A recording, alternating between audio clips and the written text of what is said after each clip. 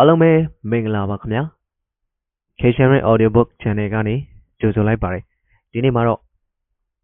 ရှိုင်းဗမော်တရားရေးသားထားတဲ့ကိုလိုနီခေတ်မြန်မာနိုင်ငံတမိုင်းဆိုတဲ့စာအုပ်ထဲကပြည်ထိုင်မြန်မာပထမစစ်ပွဲအကြောင်းကိုပြောပြပေးသွားမှာဖြစ်ပါတယ်တစ်ကချာနယ်နဲ့ရှင်မဖြူကျွန်းအရေးခင်းများဘိုးတော်ဦးဝိုင်းကွယ်လွန်၍မြမထီးမွေကိုမြေတော်စကိုင်းမင်းသားကဘာကြီးတော်ဘွဲ့အမည်ဖြင့်စက္ကန့်စိုးစံခြင်းပြုသောအချိန်တွင်အိန္ဒိယကုန်းမြေ၌အခြေစိုက်လျက်ရှိကြသောဗြိတိရှအရှေ့အိန္ဒိယကုမ္ပဏီအာဏာပိုင်များနှင့်ဗြိတိရှအရင်းရှင်လူဒန်းစားများတရက်လုံးအတွက်ပါ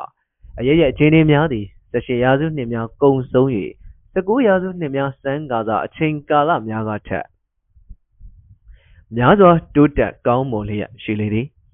ပြည်ထိုင်သည်နပိုလီယံဘိုနာပတ်ဦးဆောင်သောပြင်သစ်နိုင်ငံကိုဥရောပကုန်းမြေ၌တိုက်ခိုက်အောင်မြင်ကာဗီယင်နာစာချုပ်ကိုချုပ်ဆိုပြီးစီးချိန်လည်းဖြစ်လေသည်ထို့ကြောင့်အိန္ဒိယကုန်းမြေ၌အခြေစိုက်လျက်ရှိကြသော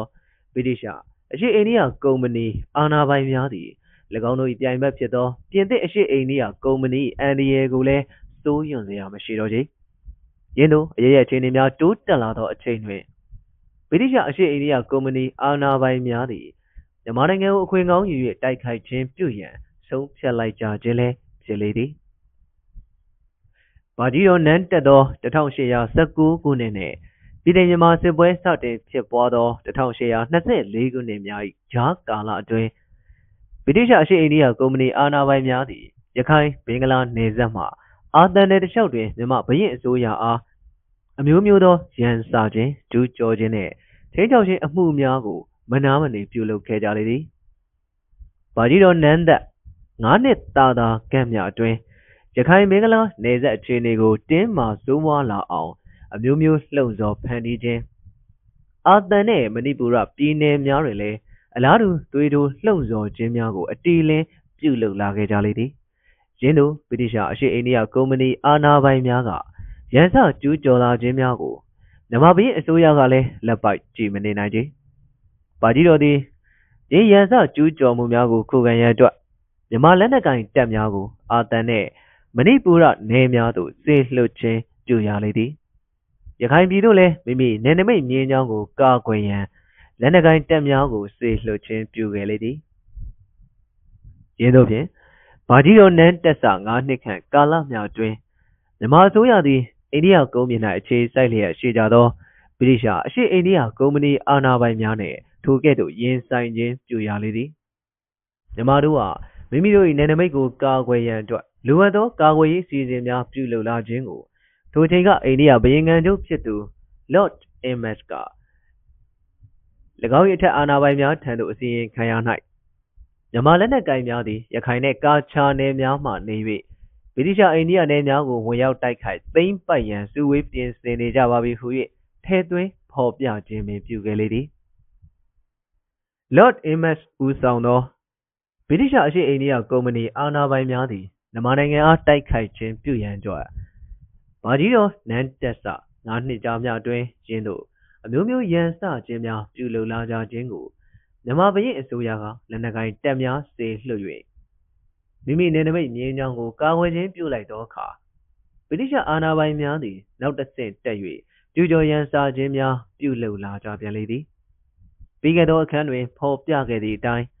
ကာချာနယ်ကိုဗြိတိရှအရှေ့အိန္ဒိယကုမ္ပဏီ၏အဆောင်ရှောက်ခံပြည်နယ်အဖြစ်ဖြင့်ထုတ်ပြန်ကြေညာရုံနဲ့ပဲမပြီးသေးပဲ1823ခုနှစ်တွင်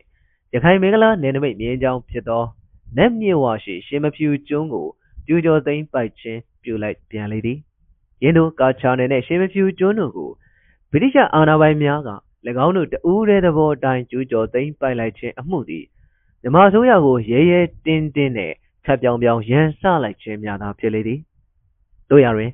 မိမိနိုင်ငံနယ်နိမိတ်မြင်းချောင်းကိုကာကွယ်ခြင်းပြုယုံမျှအတွက်လက်နက်ကိုင်တပ်များကိုမိမိနိုင်ငံနယ်စပ်အတွင်းသို့ပို့ဆောင်ထားရှိသောမြန်မာဘုရင်အစိုးရသည်ဗြိတိရှအရှေ့အိန္ဒိယကုမ္ပဏီနှင့်စစ်မှန်ဖြစ်ပွားရခြင်းကိုတန်နိုင်သမျှရှောင်ရှားရန်အားထုတ်ခြင်းပြုခဲ့လေသည်ကာချာနယ်ကိုဗြိတိရှအာဏာပိုင်များက၎င်းတို့၏အဆောင်ရှောက်ခံပြည်နယ်အဖြစ်ဖြင့်ထုတ်ပြန်ကြေညာခြင်းအမှုနှင့်ပတ်သက်၍မြန်မာဘုရင်အစိုးရက၎င်း အာသန်နယ်ရှိမြန်မာစစ်အာဏာပိုင်များက၎င်းတစုံတရာပြောဆိုခြင်းမပြုခဲ့ကြချေ။တို့ရတွင်မဏိပူရနှင့်အာသန်နယ်များကိုဗြိတိရှအဆောင်ရှောက်ခံကာချာနယ်အားခိုးလုံရာစခန်းဖြစ်တဲ့အသုံးပြုကာပုံကန်ထကြွနေသောတပုံတကံများပြဿနာကိုသာလျှင်ကန့်ကွက်ပြောဆိုခြင်းပြုခဲ့လေသည်။ထိုချိန်၌မြန်မာပြည်အစိုးရကိုထကြွပုံကန်လျက်ရှိကြသောအာသန်နှင့်မဏိပူရတပုံများသည်ကာချာနယ်တွင်၌ဗြိတိရှအာဏာပိုင်များ၏အကာအကွယ်အစောင့်ရှောက်ကိုခံယူထားကြလေသည်။ထိုတပုံများထဲတွင်မာဂျစ်၊ဂျော်ဂျစ်နှင့်ဟမ်ဘရာဆင်းစသူတို့သည်ပင်ပါဝင်လျက်ရှိကြလေသည်။ယင်းသို့စင်းညီနောင်တစုတို့ခေါင်းဆောင်သောအာသန်နှင့်မဏိပူရတပုံများသည်ဗြိတိရှတို့၏စောင့်ရှောက်ခံကာချာနယ်တွင်မှနေ၍ရခိုင်မင်္ဂလာနယ်စပ်များ၌ဖြစ်ပွားလျက်ရှိတဲ့ကဲ့သို့အာသန်နှင့်မဏိပူရတွင်တပ်ဆွဲထားသောမြန်မာလက်နက်ကိုင်တပ်များကိုမကြာခဏဝင်ရောက်တိုက်ခိုက်ခြင်းပြုကြလေသည်။ယင်းသို့ဗြိတိရှအာဏာပိုင်များကကာချာနယ်ကိုအသုံးပြုလာခြင်းကိုသာမဏိပူရအာသန်နယ်များ၌မြန်မာလက်နက်ကိုင်တပ်များကိုကုတ်ကဲအုပ်ချုပ်ရသောမြန်မာစစ်အာဏာပိုင်များကကန့်ကွက်ခြင်းဖြစ်လေသည်။ထိုတပုံများကိုမြန်မာဘရင်အစိုးရလက်ဝဲသို့ပြန်ပေးအပ်ဖို့တောင်းဆိုခြင်းလည်းဖြစ်လေသည်။တို့ရတွင်ကာချာနယ်ရှိဗြိတိရှအာဏာပိုင်များကမြန်မာအာဏာပိုင်များကိုတောင်းဆိုချက်ကိုပယ်ချခဲ့သည်။ယင်းသို့ဗြိတိရှအာဏာပိုင်များကပယ်ချလိုက်သောအခါကာချာနယ်တွင်မှနေ၍အာသန်နှင့်မဏိပူရနယ်များတွင်တပ်ဆွဲထားသောမြန်မာလက်နက်ကိုင်တပ်များအားမကြာခဏဝင်ရောက်တိုက်ခိုက်ခြင်းပြုနေကြသောစင်းညီနောင်တပုံများကိုမြန်မာစစ်အာဏာပိုင်များသည်လက်ပိုက်ကြည့်နေပြီမဖြစ်တော့ချေ။ကာချာနယ်တွင်သို့လိုက်လံဖမ်းဆီးခြင်းပြုရာမှမေဂျာနျူတန်ဆိုသူအုပ်ချုပ်သောဗြိတိရှလက်နက်ကိုင်တပ်များနှင့်မြန်မာလက်နက်ကိုင်တပ်များသည်1824ခုနှစ်ဇန်နဝါရီလ18ရက်နေ့တွင်ပထမဦးဆုံးအကြိမ်ပြင်းထန်သောတိုက်ပွဲများဖြစ်ပွားခဲ့လေသည်။တို့ရတွင်ထိုအချိန်ထိဗြိတိရှအရှေ့အိန္ဒိယကုမ္ပဏီအာဏာပိုင်များသည်မြန်မာပြည်အစိုးရအားစစ်ကြေညာခြင်းမပြုသေးချေ။ရှင်မဖြူကျွန်းအရေးမှလည်းဗြိတိရှအာဏာပိုင်များက၎င်းတို့တဦးတဲ့သဘောတိုင်းဖန်တီးပြုလုပ်ခဲ့ကြသောနေဆက်အရေးခင်များသာဖြစ်လေသည်။ရှင်မဖြူကျွန်းသည်ရခိုင်မင်္ဂလာနယ်နိမိတ်မြင်းကြောင်းဖြစ်သောနက်မြင့်ဝရှိကျွန်းကြီးတစ်ကျွန်းဖြစ်လေသည်။ယင်းသို့တနိုင်ငံနှင့်တနိုင်ငံနယ်နိမိတ်ဖြစ်သောမြစ်အတွင်း၌ရှိသည့်ကျွန်းကိုဗြိတိရှအာဏာပိုင်များကမိမိတို့၏တဦးတဲ့သဘောတိုင်းဝင်ရောက်သိမ်းပိုက်ခါတပ်ဆွဲလိုက်ခြင်းသည်အခြားနိုင်ငံ၏နယ်နိမိတ်ကိုကျူးကျော်ဖောက်ဖျက်လိုက်ခြင်းလည်းဖြစ်လေသည်။ယင်းသို့ဗြိတိရှအာဏာပိုင်များက၎င်းတို့၏တဦးတဲ့သဘောဖြင့်ရှင်မဖြူကျွန်းကိုသိမ်းပိုက်တိုက်ဆွဲလိုက်ခြင်းအမှုအားရခိုင်ပြည်နယ်ရှိမြန်မာအာဏာပိုင်များကစေတကောင်းနယ်ဆိုင်ရာဗြိတိရှအာဏာပိုင်များကိုကန့်ကွက်ခြင်းပြုခဲ့လေသည်။မြန်မာအာဏာပိုင်များကရှင်မဖြူကျွန်းကိုဂျားဒေသဖြစ်ဖြင့်ထားရှိ၍မည်သူဘက်ကမှတပ်ဆွဲသိမ်းပိုက်ခြင်းမပြုကြရန်အဆိုပြုခဲ့ကြလေသည်။တို့ရတွင်ဗြိတိရှအာဏာပိုင်များသည်မြန်မာတို့ဘက်မှအဆိုပြုချက်ကိုပယ်ချလိုက်ကြပြီးနောက်1824ခုနှစ်ဇန်နဝါရီလတွင်ဆိုဗီယာအမည်ရှိသောစစ်သင်္ဘောတစ်စင်းကိုရှင်မဖြူကျွန်းသို့ထပ်မံစေလွှတ်လိုက်ကြပြန်လေသည်။ယင်းသို့ဗြိတိရှအာဏာပိုင်များကထပ်မံပြုလုပ်လာကြသောအခါမြန်မာအာဏာပိုင်များကလည်းယင်းသို့ရန်စကျူးကျော်မှုကိုလက်ပိုက်ကြည့်မနေကြတော့ချေ။ယင်းစစ်သင်္ဘောမှအာဏာပိုင်များကိုဖမ်းဆီးခြင်းပြုလိုက်ကြလေသည်။ယင်းသို့ဖြင့်ကာချာနယ်နှင့်ရှင်မဖြူကျွန်းအရေးခင်းများကိုအကြောင်းပြုကာအိန္ဒိယဘုရင်ခံချုပ် Lord Ames က၎င်း၏အထက်အာဏာပိုင်များသို့အစီရင်ခံရာတွင်မောက်မာလာသောမြန်မာအာဏာပိုင်များ၏အပြုအမူကိုလက်တုံ့ပြန်ရန်အကောင်းဆုံးသောနည်းလမ်းမှာနောက်ထပ်သတိပေးမနေတော့ဘဲစစ်ကြေညာတိုက်ခိုက်ခြင်းသာဖြစ်ပါလိမ့်မည်ထင်ပါသည်ဟုအတီလင်းပင်တိုက်တွန်းထားလေသည်1824ခုနှစ်မတ်လ9ရက်နေ့တွင်ယင်းဘုရင်ခံချုပ်ကဗြိတိန်မြန်မာနှစ်နိုင်ငံတို့စစ်ဖြစ်ပွားကြောင်းတရားဝင်ထုတ်ပြန်ကြေညာခြင်းပြုလေသည်ဗြိတိန်မြန်မာပထမစစ်ပွဲစတင်ဖြစ်ပွားကြသောအခါမြန်မာပြည်အစိုးရအတွက်မိမိနိုင်ငံ၏နယ်နိမိတ်မြင်းချောင်းကိုလုံခြုံအောင်ကာကွယ်ရန်ခုခံခြင်းပြုရသောစစ်ပွဲမျှသာလျှင်ဖြစ်လျက်ဗြိတိရှအရှေ့အိန္ဒိယကုမ္ပဏီအတွက်မူကားကျူးကျော်တိုးချဲ့ရေးဖြစ်သောကိုလိုနီစစ်ပွဲတစ်ပွဲဖြစ်ကြောင်းထင်ရှားလေသည်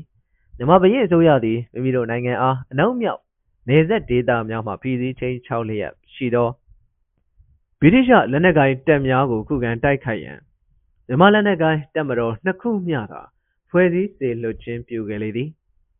ရခိုင်စစ်မျက်နှာတွင်မြန်မာဗိုလ်ချုပ်ကြီးမဟာဗန္ဓုလကကုတ်ကဲလျက်အာသန်မဏိပူရစစ်မျက်နှာတွင်မင်းကြီးမဟာသက်တော်ရှေကအုပ်ချုပ်လေသည်တို့ရတွင်ဗြိတိရှအာဏာပိုင်တို့သည်မြန်မာနိုင်ငံကိုကျူးကျော်တိုက်ခိုက်ခြင်းပြုရန် စီမံကိန်းကိုရေးဆွဲရ၌ရခိုင်နှင့်မဏိပူရအာသံစစ်မျက်နှာများကိုတာမညသာထားရှိလျက်တောင်ဘက်ပင်လယ်ကြောင်းစစ်မျက်နှာကိုအဓိကထားလေသည်ထိုချိန်ကဗြိတိရှအာဏာပိုင်တဦးဖြစ်သူဗိုလ်ချုပ်ကြီးဆာအက်ဒဝပ်ဘေးကတ်ဆိုသူကမြန်မာနိုင်ငံအားစစ်စင်ရေးတင်တွေကဗျူဟာကိုရေးဆွဲတင်ပြရာ၌၁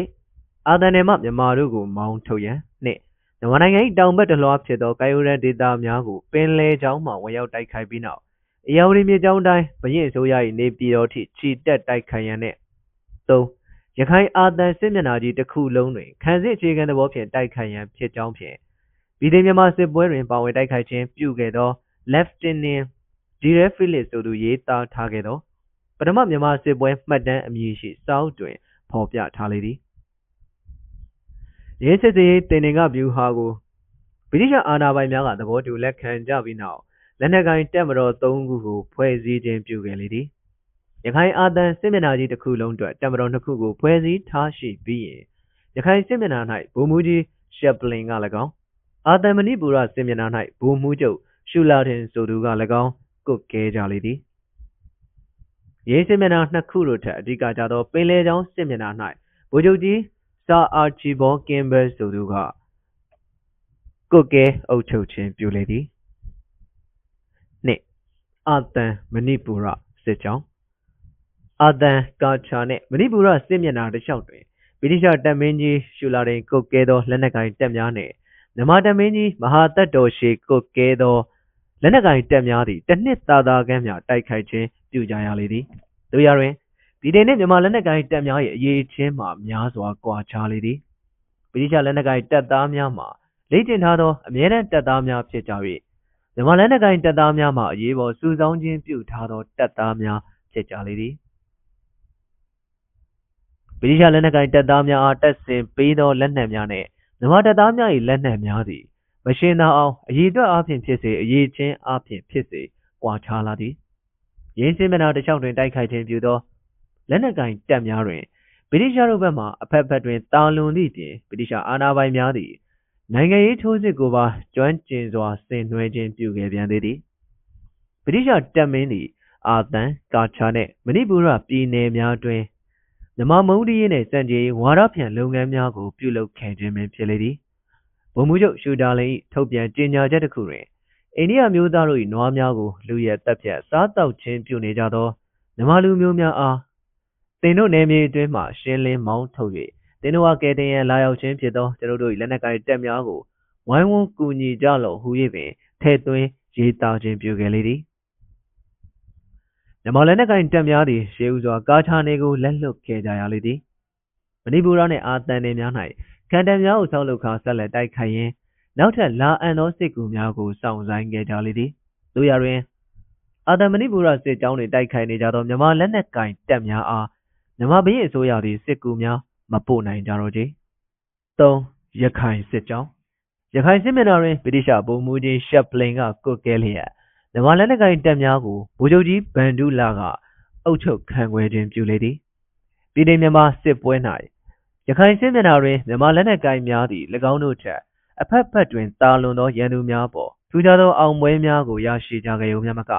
တုံ့လှုပ်ထောက်ချမှုများကိုပင်ပေးစွမ်းနိုင်ခဲ့ကြလေသည်ရခိုင်စစ်မျက်နှာ၌မြန်မာတို့ကိုချင်းချောက်ခြင်းပြုရန်စစ်တကောင်းနယ်သို့ဗြိတိရှတပ်မဟာကြီးတတပ်ကိုပို့ဆောင်ဖြည့်တင်းခြင်းပြုလိုက်သည်နှင့်တပြိုင်နက်ဗိုလ်ချုပ်ကြီးဗန်ဒူလာသည်မြန်မာလက်နက်ကိုင်တပ်မဟာတတပ်ကိုရခိုင်စစ်မျက်နှာမှလက်မြစ်အားဖြတ်ကျော်စေပြီးရင်စစ်တကောင်းနယ်တွင်သို့ဝင်ရောက်တပ်ဆွဲခြင်းပြုလိုက်လေသည်ယင်းသို့စစ်တကောင်းနယ်တွင်သို့မြန်မာတပ်မဟာကြီးတတပ်ဝင်ရောက်တပ်ဆွဲလာခြင်းကိုမောင်းထုတ်ရန်ဗြိတိရှစစ်အာဏာပိုင်များသည်အကြိမ်ကြိမ်တိုက်ခိုက်မောင်းထုတ်ခြင်းပြုကြလေသည်တို့ရတွင်မြန်မာလက်နက်ကိုင်တပ်များကစစ်တကောင်းနယ်ပန်းဝါတိုက်ပွဲတွင်ကပတိန်နော်တင်ဆိုသူအုပ်ချုပ်သောဘင်္ဂလားခြေလျင်တပ်ရင်းအမှတ်40ကိုတက်လုံးပြုတ်သွားအောင်တိုက်ခိုက်ခြေမုံခြင်းပြုလိုက်ကြသောအခါ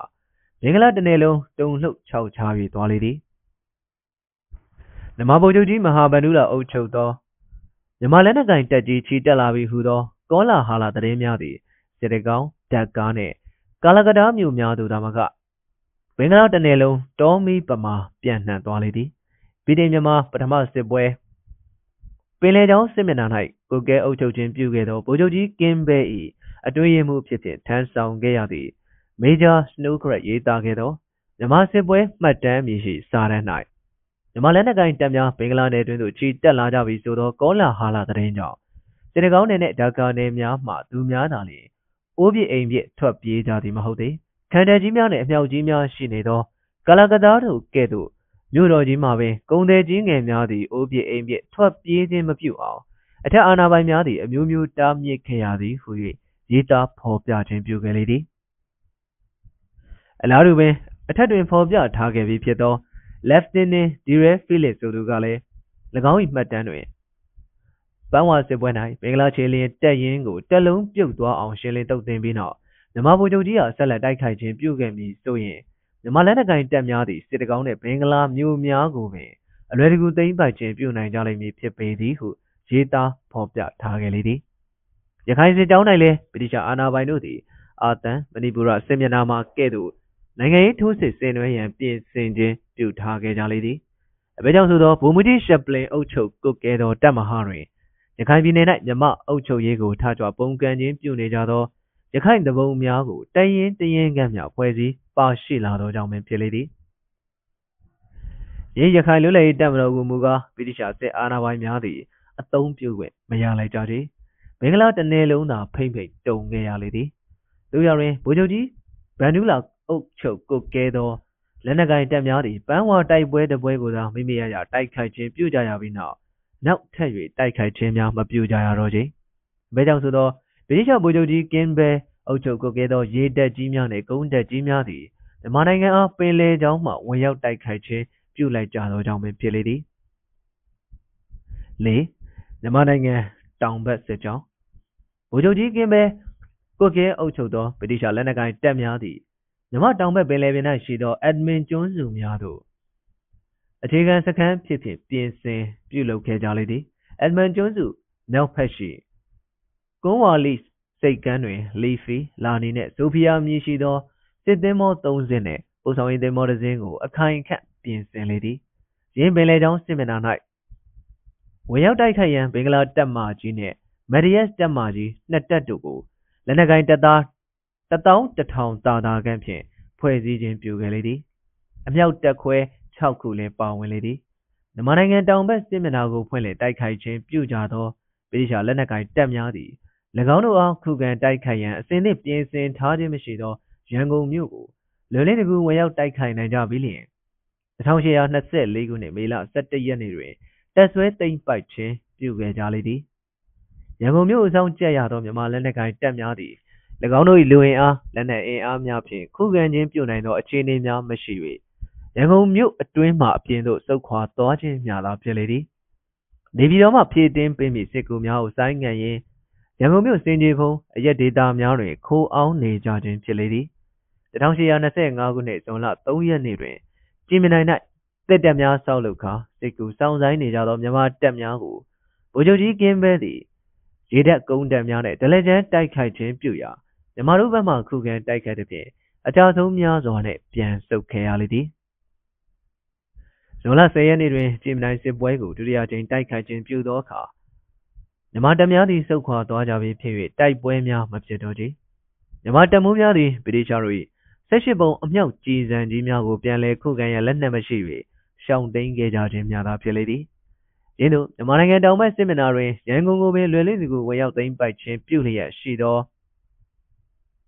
ဗြိတိရှလက်နက်ကိုင်တပ်များကိုခုခံတိုက်ခိုက်ရန်အတွက်မြန်မာဘရင်အစိုးရသည်ရခိုင်စစ်ကြောင်းမှနေလျက်ဘင်္ဂလားတစ်နယ်လုံးကိုချိန်ချောက်လျက်ရှိသောဗိုလ်ချုပ်ကြီးဗန်ဒူးလာနှင့်မြန်မာလက်နက်ကိုင်တပ်များကိုပြန်လည်ခေါ်ယူရပြီးရင်တောင်ပိုင်းစစ်မျက်နှာသို့စေလွှတ်ခြင်းပြုခဲ့ရလေသည်ဗိုလ်ချုပ်ကြီးဗန်ဒူးလာနှင့်မြန်မာတပ်များရခိုင်စစ်ကြောင်းမှဆုတ်ခွာခြင်းပြုရင်ပင်ဗြိတိရှအာဏာပိုင်များသည်ရေတပ်နှင့်ကုန်းတပ်များကိုဖွဲ့စည်းပြီးနောက်ဗိုလ်ချုပ်ကြီးမော်ရီဆင်ဆိုသူကိုကွပ်ကဲစေပြီးရင်ရခိုင်ပြည်နယ်ကိုလွယ်လင်းတကူတိုက်ခိုက်သိမ်းပိုက်ခြင်းပြုလိုက်ကြလေသည်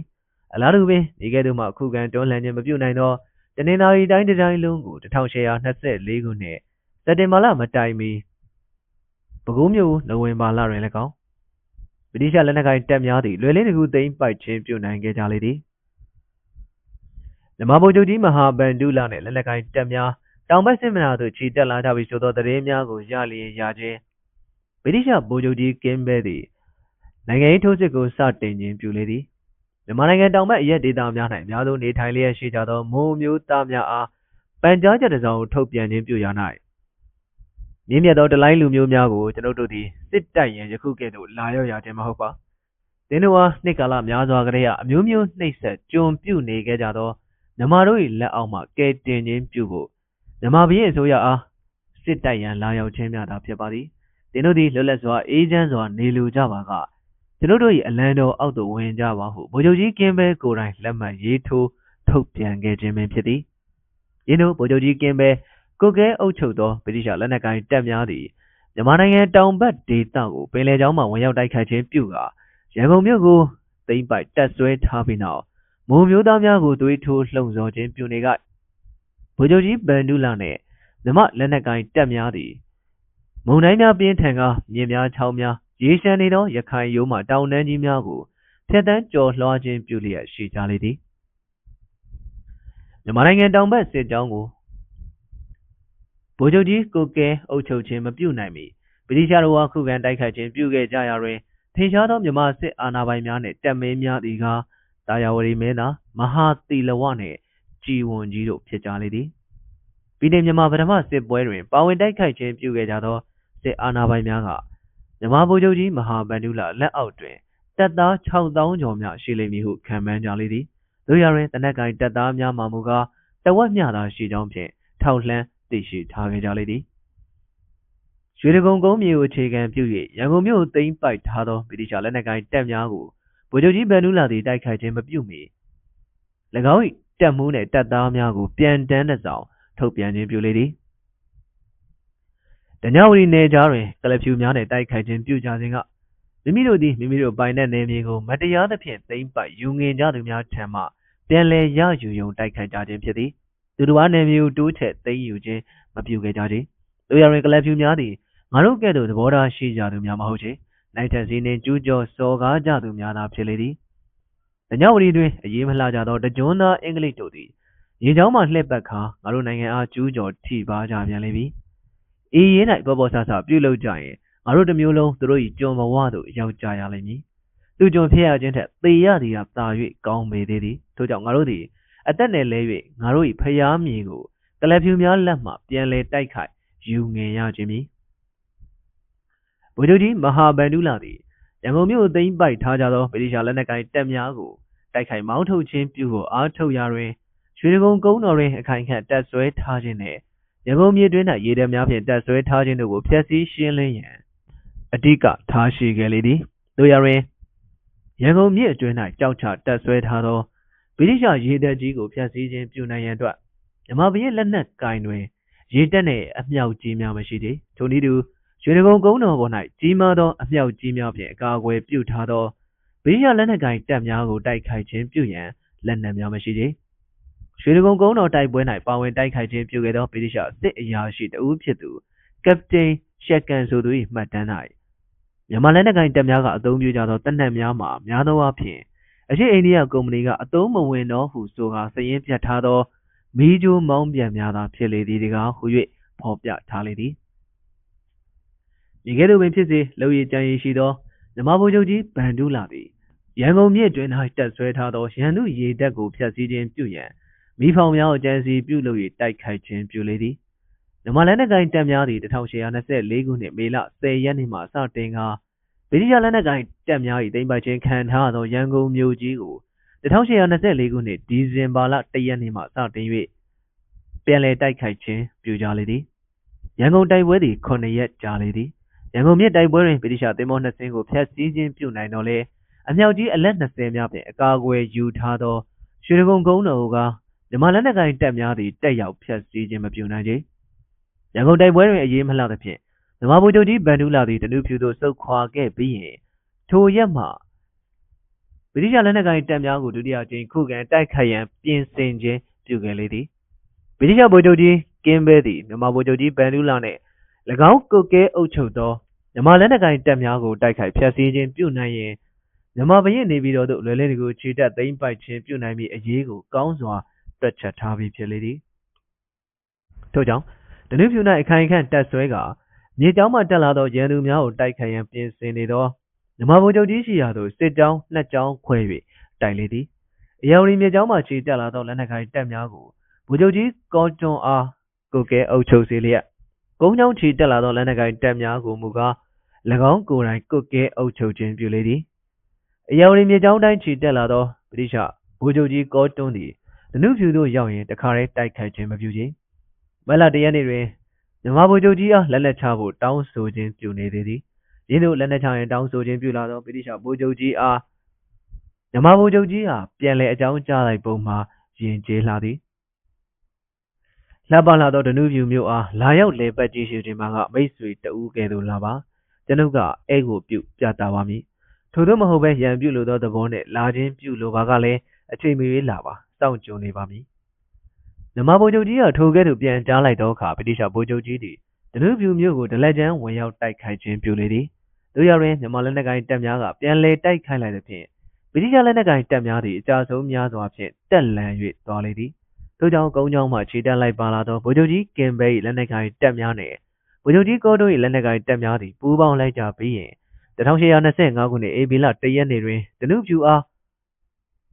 းနှင့်အင်းနှင့်တိုက်ခိုက်ကြပြန်လေသည်ဓနုဖြူတိုက်ပွဲတွင်မြန်မာဗိုလ်ချုပ်ကြီးမဟာဗန္ဓုလာကြဆုံး၍မြန်မာလက်နက်ကိုင်တပ်များသည်စုခွာခြင်းပြုကြရလေသည်ဗိုလ်ချုပ်ကြီးမဟာဗန္ဓုလာကြဆုံးပြီးနောက်လက်နက်အင်အားလူအင်အားများစွာတိုးတက်သားလုံးသောဗြိတိရှလက်နက်ကိုင်တပ်များကိုမြန်မာဘုရင်အစိုးရသည်တားဆီးခြင်းပြုနိုင်စွာမရှိတော့ချေဧပြီလ25ရက်နေ့တွင်မူဓနုဖြူမှစံတက်လာကြသော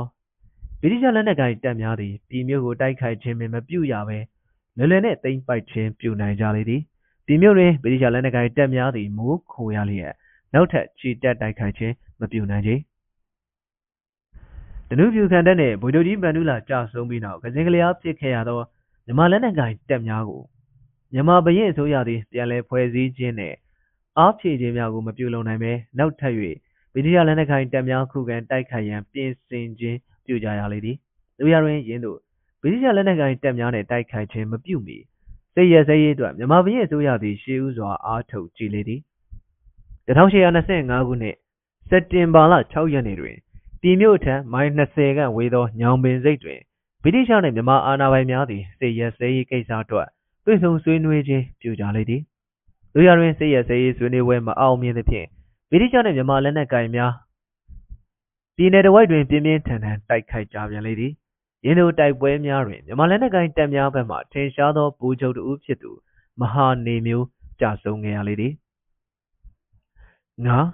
ရန်ဒဗိုစာချုပ်ဒီတိုက်ပွဲပြီးနောက်မြန်မာတို့သည်ဗြိတိရှလက်နက်ကိုင်တပ်များကိုစနစ်တကျခုခံတိုက်ခိုက်ခြင်းနှင့်တားဆီးခြင်းပြုရန်အခြေအနေမရှိတော့ချေဗြိတိရှဗိုလ်ချုပ်ကြီးကင်ဘဲသည်မြေထဲမြို့ကိုအလွယ်တကူနဲ့ဝင်ရောက်သိမ်းပိုက်ခြင်းပြုခဲ့ပြီးနောက်မြန်မာပြည်အစိုးရ၏နေပြည်တော်သို့အတားအဆီးခုခံမရှိခြေတက်လာခဲ့ရာရန်ဒဗိုရွာသို့ရောက်သောအခါဗြိတိရှအရှေ့အိန္ဒိယကုမ္ပဏီအာဏာပိုင်များကတောင်းဆိုချက်များအားလုံးကိုမြန်မာပြည်အစိုးရကသဘောတူလက်ခံခြင်းပြုလိုက်ရလေသည်1826ခုနှစ်ဖေဖော်ဝါရီလ12ရက်နေ့၌ပြည်ထောင်မြန်မာပထမစစ်ပွဲတွင်စစ်နိုင်သောဗြိတိရှအရှေ့အိန္ဒိယကုမ္ပဏီအာဏာပိုင်များနှင့်စစ်ရှုံးသောမြန်မာဘုရင်အစိုးရအာဏာပိုင်များသည်ရန်ဒဗိုရွာကလေးတွင်စစ်ရဲစရေးစာချုပ်ကိုနှစ်ဦးနှစ်ဖက်လက်မှတ်ရေးထိုးချုပ်ဆိုခြင်းပြုခဲ့ကြလေသည်ယင်းတို့ရန်ဒဗိုရွာတွင်ချုပ်ဆိုခဲ့ကြသောပြည်ထောင်မြန်မာစစ်ရဲစရေးစာချုပ်အရမဏိပူရအာသံကာချာနှင့်ဂျန်ဒီယာပြည်နယ်များ၏ရေးခင်းများကိုမြန်မာဘုရင်အစိုးရကအနာဂတ်တွင်ဝင်ရောက်ဆွတ်ဖက်ခြင်းမပြုပါနှင့်ရခိုင်နှင့်တနင်္သာရီနယ်များကိုမြန်မာဘုရင်အစိုးရကဗြိတိရှအရှေ့အိန္ဒိယကုမ္ပဏီတို့ပေးအပ်ပါသည်3ယူရီးယားနိုင်ငံကိုဗြိတိရှအရှေ့အိန္ဒိယကုမ္ပဏီအာဏာပိုင်များ၏မိတ်ဆွေနိုင်ငံဖြစ်ဖြစ်လက်ခံရုံများမကနောင်တွင်ဝင်ရောက်ဆွတ်ဖက်ခြင်းအမှုများကိုမပြုတော့ပါ4ဗြိတိရှအရှေ့အိန္ဒိယကုမ္ပဏီအားစစ်စရိတ်ဖြစ်ဖြင့်မြန်မာကျပ်ငွေတက္ကသိုလ်ကိုပေးဆက်ပါမည်ပထမရစ်ဖြစ်ဖြင့်ငွေ25သိန်းကိုပေးဆက်ပါမည်ကျန်ငွေများကို3ရစ်ဖြင့်အကျေဆက်ပါမည်ဗြိတိရှအရှေ့အိန္ဒိယကုမ္ပဏီနိုင်ငံရေးအာဏာပိုင်ကိုယ်စားလှယ်ကိုမြန်မာနိုင်ငံ၌လက်ခံခြင်းပြုပါမည်6ပြည်ထောင်မြန်မာကုန်သွယ်ရေးစာချုပ်ကိုလည်းချုပ်ဆိုပါမည်ဟု၍မြန်မာဘုရင်အစိုးရကတာဝန်များယူခဲ့ရလေသည်မြန်မာဘုရင်အစိုးရကယင်းတို့တာဝန်ယူလိုက်သည့်အတွက်ဗြိတိရှလက်နက်ကိုင်တပ်များသည်ရန်ဒဗိုရွာမှရှေ့သို့ဆက်လက်ချီတက်ခြင်းမပြုဘဲစစ်ရက်စဲခြင်းပြုလေသည်စစ်စရိတ်ကျပ်ငွေတက္ကသိုလ်အနက်ငွေ25သိန်းကိုမြန်မာပြည်အစိုးရကလက်ငင်းပေးဆက်သဖြင့်ပြည်မြို့သို့ပြန်လည်ဆုတ်ခွာခြင်းပြုသွားသည် ဒုတိယရက်ငွေ25သိန်းကိုပေးသောအခါရန်ကုန်မြို့နယ်ကအောက်မြန်မာနိုင်ငံမှ၎င်းတို့၏လက်နက်ကိုင်တပ်များကိုအပြီးပိုင်ရုပ်သိမ်းသွားပေးရန်တာဝန်ယူလေသည်ပြည်ထောင်မြန်မာပထမစစ်ပွဲသည်1824ခုနှစ်မတ်လ9ရက်နေ့မှစတင်ကြေညာတိုက်ခိုက်ခဲ့ရာ1826ခုနှစ်ဖေဖော်ဝါရီလ24ရက်နေ့တွင်စစ်ရဲစည်းရေးစာချုပ်ကိုလက်မှတ်ရေးထိုးခြင်းပြုကြသဖြင့်နှစ်နီးပါးခန့်မျှရှည်လျားကြာမြင့်ခဲ့လေသည်ရင်းစစ်ပွဲတွင်ဗြိတိရှအရှေ့အိန္ဒိယကုမ္ပဏီသည်၎င်း၏လက်နက်ကိုင်တပ်သားစုစုပေါင်း4000တာတာခန့်မျှအသုံးပြုခဲ့ရာတပ်သား15000မျှဖျားနာထိခိုက်သေကျေပျက်စီးခဲ့ကြောင်းဖြင့်သက်ဆိုင်ရာမှထုတ်ပြန်ကြေညာခြင်းပြုခဲ့လေသည်စစ်ပွဲ၏စုစုပေါင်းကုန်ကျစရိတ်မှာမြန်မာငွေကျပ်73ကလေးတာတာခန့်ဖြစ်လေသည်တို့ရတွင်ရင်းကုန်ကျစရိတ်အတွက်မြန်မာဘရင်အစိုးရထံမှကျပ်ငွေ1ကလေးမျှပြန်လည်ရရှိရာ12ကလေးမျှသာကုန်ကျလေသည်ဗြိတိန်မြန်မာပထမစစ်ပွဲအတွက်ကုန်ကျခဲ့သောကျပ်ငွေ12ကလေးကိုဗြိတိရှအရှေ့အိန္ဒိယကုမ္ပဏီအာဏာပိုင်များသည်အိန္ဒိယနိုင်ငံ၏လုံခြုံရေးနှင့်ကာကွယ်ရေးအတွက်ဆောင်ရွက်ရာတွင်ကုန်ကျခြင်းဖြစ်သည်ဟုဆိုကာအိန္ဒိယနိုင်ငံအစိုးရမှတဆင့်ပြည်သူပြည်သားများ၏ပခုံးပေါ်သို့တင်ဆောင်ခြင်းပြုခဲ့လေသည်တို့ရတွင်အိန္ဒိယအစိုးရကလည်းထိုစစ်စရိတ်သည်၎င်းတို့နှင့်ဘာမှမဆိုင်မြန်မာနိုင်ငံပြည်내အစိုးရနှင့်သာဆိုင်သည်ဟုဆိုကာမြန်မာနိုင်ငံပြည်သူပြည်သားများ၏ပခုံးပေါ်သို့ပြောင်းလဲပေးခြင်းပြုခဲ့လေသည်1826ခုနှစ်နိုဝင်ဘာလ23ရက်နေ့တွင်ရန်နဘိုစာချုပ်၏နောက်ဆက်တွဲဖြစ်သောပြည်ထောင်မြန်မာကူးသန်းရောင်းဝယ်ရေးစာချုပ်ကိုမြန်မာဘရင်အစိုးရနှင့်ဗြိတိရှအရှေ့အိန္ဒိယကုမ္ပဏီတို့ချုပ်ဆိုခြင်းပြုကြလေသည်တို့ရတွင်ထိုစာချုပ်သည်လွတ်လပ်သောနိုင်ငံချင်းနှစ်ဦးနှစ်ဖက်သဘောတူချုပ်ဆိုသောစာချုပ်မဟုတ်ချေစစ်နိုင်သူကစစ်ရှုံးသူအားအကြက်ကင်ချုပ်ဆိုသောစာချုပ်မျှသာဖြစ်လေသည်ထိုစာချုပ်ကိုဗြိတိရှအရှေ့အိန္ဒိယကုမ္ပဏီကိုစားဂျွန်ခရော့ဖော့ဆိုသူကလက်မှတ်ရေးထိုး၍မြန်မာဘရင်ကိုစားမြန်မာအတွင်းဝန်2ဦးတို့ကလက်မှတ်ရေးထိုးခြင်းပြုခဲ့ကြလေသည်ရန်နဘိုစာချုပ်ပါသဘောတူညီချက်များအရ1826ခုနှစ်မကုန်ဆုံးမီမြန်မာဘရင်အစိုးရကစစ်စရိတ်၏ဒုတိယအရစ်ကျပ်ငွေ25သိန်းကိုဗြိတိရှအာဏာပိုင်များအားပေးသွင်းခြင်းပြုလိုက်သောအခါရန်ကုန်မြို့နယ်ကအောက်မြန်မာနိုင်ငံတလွှား၌တပ်ဆွဲထားကြသောလက်နက်ကိုင်တပ်များအားလုံးကိုဒုတိယဘရင်ခံချုပ်သည်ပြန်လည်ရုပ်သိမ်းသွားလေသည်6ပြည်ထောင်မြန်မာပထမစစ်ပွဲအပြီးမြန်မာနိုင်ငံပြည်ထောင်မြန်မာပထမစစ်ပွဲတွင်မြန်မာတို့ရှုံးနိမ့်ခဲ့ကြသဖြင့်မြေစီမာခေတ်မြန်မာနိုင်ငံ၏အကြီးမားဆုံးနှင့်ထင်ရှားဆုံးသောအပြောင်းလဲကြီးတစ်ခုသည်က၎င်း၏နိုင်ငံရေးပထဝီအနေအထားပင်ဖြစ်လေသည်မြေစီမာခေတ်သမိုင်းကာလများတစ်လျှောက်လုံးမြန်မာနိုင်ငံ၏ပထဝီဒေသကြီးအစိပ်ပိုင်းများဖြစ်ခဲ့ကြသောရခိုင်ကမ်းရိုးတန်းနှင့်တနင်္သာရီကမ်းရိုးတန်းအရက်ဒေသများသည်ဗြိတိရှအိန္ဒိယအင်ပါယာကြီးအစိပ်ပိုင်းများဘဝသို့ပြောင်းလဲရောက်ရှိသွားခဲ့ကြလေသည်ထို့ကြောင့်ရခိုင်ပြည်နယ်နှင့်တနင်္သာရီတိုင်းတို့သည်ကိုလိုနီဘဝသို့အစောဆုံးသက်ဆင်းကြောက်ရောက်ခဲ့ကြသောမြန်မာနိုင်ငံ၏ပထဝီဒေသအစိပ်ပိုင်းဖြစ်သည်ဟုဆိုရပေလိမ့်မည်ယင်းသို့ရခိုင်နှင့်တနင်္သာရီကမ်းရိုးတန်းဒေသများကိုလက်လွတ်ဆုံးရှုံးလိုက်ရသဖြင့်မြေစီမာခေတ်မြန်မာပြည်များ၏နိုင်ငံရေးတကူဩဇာနှင့်စီးပွားရေးဗဏ္ဍာရေးခြေအနေများသည်များစွာလျော့ပါးကျဆင်းလာလေသည်ဗာကြီးတော်ဦးဆောင်သောမြန်မာအစိုးရသည်ဗြိတိန်မြန်မာစစ်ပွဲကာလများအတွင်းကြီးမားလေးလံသောစစ်စရိတ်ကုန်ကျခဲ့ရခြင်းစေရော်ခြင်းငွေကျပ်တက္ကရီမျှပေးဆက်ရခြင်းနှင့်နိုင်ငံတော်၏စီးပွားရေးနှင့်ကုသရေးဝယ်လုပ်ငန်းများပြတ်ပြားဆုံးရှုံးရခြင်းများကြောင့်ကြီးမားလာသောစီးပွားရေးနှင့်ဗဏ္ဍာရေးအကျပ်တဲကိုတွေ့ကြုံရယူမျှသာလျှင်မဟုတ်သေးရခိုင်နှင့်တနင်္သာရီနယ်များမှာအခါတိုင်းရရှိနေကြဖြစ်သောအခွန်ဘဏ္ဍာတော်နှင့်မင်းတိုင်းချင်းများကိုပါသုံးပါလိုက်ရလေသည်ယင်းသို့စီးပွားရေးနှင့်ဗဏ္ဍာရေးဆုံးရှုံးမှုများစွာအပြင်နိုင်ငံရေးရလဲမြန်မာပြည်အစိုးရသည်တကူဩဇာများစွာကျဆင်းခဲ့ရလေသည်ဗြိတိရှလက်နက်ကိုင်များအောက်မြန်မာနိုင်ငံဒေသများမှာရုပ်သိမ်းသွားခြင်းပြုသည်နှင့်တပြိုင်နက်မြန်မာပြည်အစိုးရသည်၎င်း၏နိုင်ငံရေးတကူဩဇာနှင့်အုပ်ချုပ်ရေးကိုပြန်လည်ထူထောင်ရန်အားထုတ်ကြိုးပမ်းခြင်းပြုရ၌၎င်းနိုင်ငံရေးဂုဏ်သိက္ခာအဘယ်မျှကျဆင်းနေသည်ကိုစတင်တွေ့ရှိရလေသည်မြန်မာပြည်အစိုးရ၏အာဏာပိုင်ကိုယ်စားလှယ်များသည်ရန်ကုန်မြို့ကိုဗြိတိရှအာဏာပိုင်များလက်ဝဲမှလွှဲပြောင်းယူငင်ခြင်းပြုပြီးနောက်ဗြိတိရှလက်နက်ကိုင်တပ်များရန်ကုန်စိတ်ကမ်းမှထွက်ခွာသွားခြင်းပြုလေသည်နောက်တစ်နေ့မှာပင်တန်လျင်မြို့ကိုအခြေခံစခန်းပြုလုပ်ထားသောမိုးမျိုးသားများသည်မြန်မာပြည်အစိုးရကိုထားကြွပုန်ကန်ခြင်းပြုကာရန်ကုန်မြို့ကိုဝိုင်းဝန်းတိုက်ခိုက်ကြလေတော့သည်ထို့တူဗြိတိရှလက်နက်ကိုင်တပ်များအောက်မြန်မာနိုင်ငံတလွှားကိုသိမ်းပိုက်ထားကြသည့်အခါမြန်မာပြည်အုပ်စိုးမှုနှင့်